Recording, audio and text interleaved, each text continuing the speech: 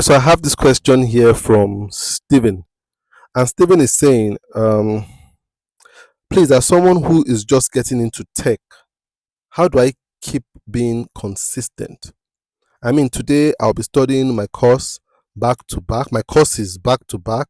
Then the next 3 days, my energy will go too low. I also got a volunteer role as a community manager, but I keep having the same issues. Now it's weekend and I can barely study. Please, what are the systems and structures that I can implement to keep me always consistent? All right, consistency.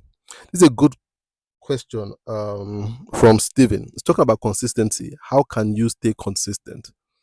Um, Consistency needs two things: passion and diligence. Passion and diligence. So you must have a sense of passion, mean you must really, really like what you're doing. And diligence is that you must really have a sense of obligation to it. Now, passion makes diligence easy. You understand? Passion makes diligence easy, and diligence makes passion grow. So, two of them very important. What I'm getting from you, Steven, is that I don't think you found your passion yet. And so you're trying to be diligent at something you don't even really like. And I wrote something on Twitter some days ago, and it was very concerning to me, where I was talking about I don't find any more creative designers that are passionate anymore. It's like everybody wants to be a tech bro because there's more money there. So when I saw this tech, I see so many young men wanting to get into tech in quotes. So they're tech bro, tech sis, because number one, it allows them to be able to earn foreign currency. A lot of them are working for a lot of tech startups and stuff like that, and they're earning a lot of money. But then what happens when you commit yourself to something for which you really have no true passion? You will burn out. You will burn out, and money cannot sustain a burnout. Money cannot sustain a burnout. So instead of it being a diligent passion, it becomes a dutiful labor. You understand? So it becomes very laborious. It becomes almost like slavery. So what I see from you, Stephen, is the fact that I really think you haven't found your passion yet. So you are getting involved in activities that do not give you any form of vitality. You understand? You are doing a lot of activities that are not vitalizing you. You understand? And what really vitalizes you is from within, your passion. So I think you really need to find your passion. When you find your passion, the more you do it, the more your energy would go up. You understand? Your energy won't come down. You understand? Even if your energy goes down at the end of the day where you spent yourself, you wake up the next morning looking forward to do it. You understand? So when you are doing something for the next 3 days, your energy is low, it means you are being drained rather than pouring out yourself. You understand? You are being drained, whereby that thing is squeezing out of you rather than you pouring out yourself. So I think you really, really need to try to find what your passion is. I think it's more of a passion problem. So you might be into tech for the wrong reasons. You might be into tech because you've seen one tech bro that just bought a new car. You understand? You might be volunteering as a community member because you couldn't say no, not because you really loved being a community manager. Maybe because you just felt a sense of obligation to the people that asked you to be their community manager. You felt a sense of obligation, so you couldn't say no.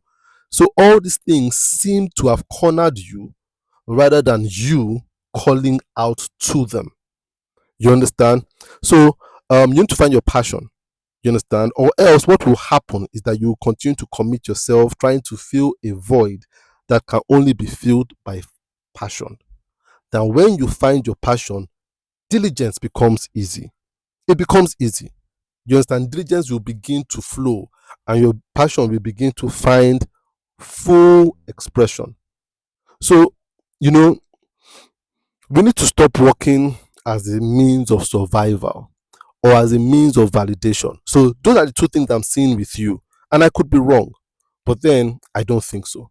When you're talking about you see yourself trying to learn courses, you see when people are telling me, I I don't have time for my courses anymore, or time for the resources I've downloaded, or time for the classes I signed up for.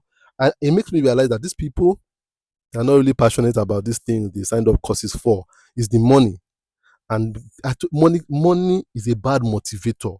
You understand? It's a very strong initial motivator, but when it comes to going the long run, money cannot help you.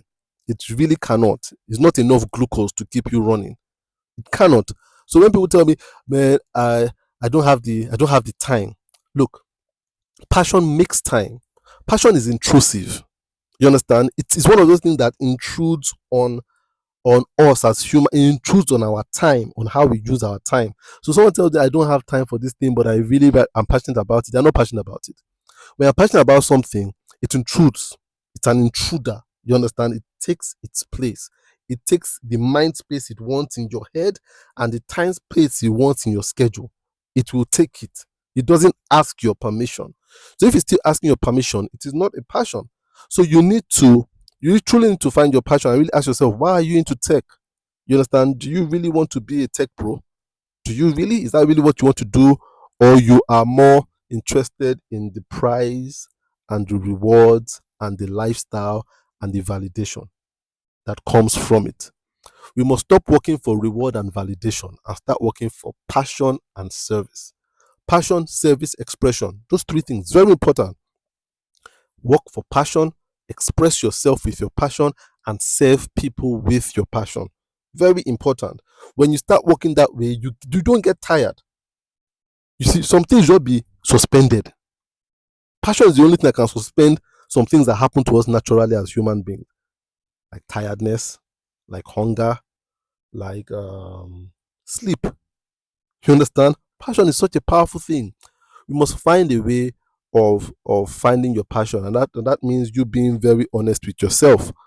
The more honest you can be with yourself, the more you find your true passion, the more you can commit. And I say passion is intrusive. So when passion intrudes on your life, you would realize that it will be easier for you to say no to some things. Just say no. Just say no. I don't want to do this thing. No, I don't want to do it. You understand? Like right now, I'm so passionate about speaking, teaching, mentoring. They're all the same thing. They're all under teaching. I am so passionate about it that even when people approach me with, Mr. Tola, can you do this logo for us? We are willing to pay you. So I can tell them no. I tell them no. It's not about the money anymore. And even if they are my close friends, where I'm thinking of, the validation of my close friend, I can still tell them no, because I've been taken over by a spirit of passion. You understand? And that helps me to be diligent, and that's helping my passion to grow and become more structured.